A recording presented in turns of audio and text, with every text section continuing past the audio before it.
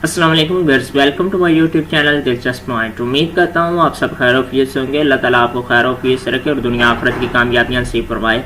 जैसे कि आप काफ़ी हद तक मौसम तब्दील हो चुके हैं और अब सर्दियाँ स्टार्ट हो चुकी हैं, तो अमूमन बच्चों में अब खांसी, नज़ला, ज़ुकाम और नाक का बहना ये मसले मसाइल शुरू हो गए हैं। इससे जल्द से जल्द आप कैसे निजात हासिल कर सकते हैं, अपने बच्चों को इस चीज़ से बाहर निकाल सकते हैं। तो छोटी सी ट्रिक है, बहुत आसान ट्रिक है, घर में बैठकर आप ये कर सकते हैं।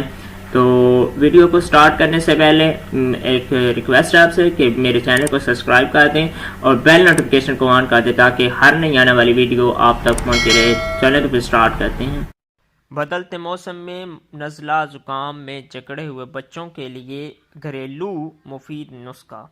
सर्दियों के मौसम में नज़ला, ज़ुकाम, खांसी, नाक का बहना वगैरह और दीगर इस तरह के मसले मसाइल कोई नई बात नहीं। इस तरह की बीमारियां छोटे बच्चों पर ज़्यादा जल्दी असरअंदाज होती हैं। आज हम आपको शहद और लीमू से एक ऐसा आज़मूदा नुस्खा बता रहे हैं जिसके इस्तेमाल से आप घर बैठे अपने बच्चों को खांसी और नज़ला ज़ुकाम से जल्द निजात दिला सकते हैं। शहद शहद तो वैसे ही शिफा का ख़जाना है। यह खांसी और गले की सोजश में भी आराम पहुंचाता है। लीमू खुश्क खांसी और गले की सोजश में बहुत मुफीद है। इसके अंदर पाया जाने वाला विटामिन सी बच्चों के अंदर क़ुव्वत मदाफ़त को बढ़ाता है और नज़ला, ज़ुकाम और खांसी जैसी बीमारियों से बचने की सहूलियत पैदा करते हैं। एक चाय का चम्मच लीमू का जूस और 2 चाय के चम्मच शहद लेकर आपस में मिक्स कर दें और बच्चों को दिन में 2 से 3 मरतबा पिलाएं। शहद को नीम गर्म दूध में भी मिला कर दिया जा सकता है।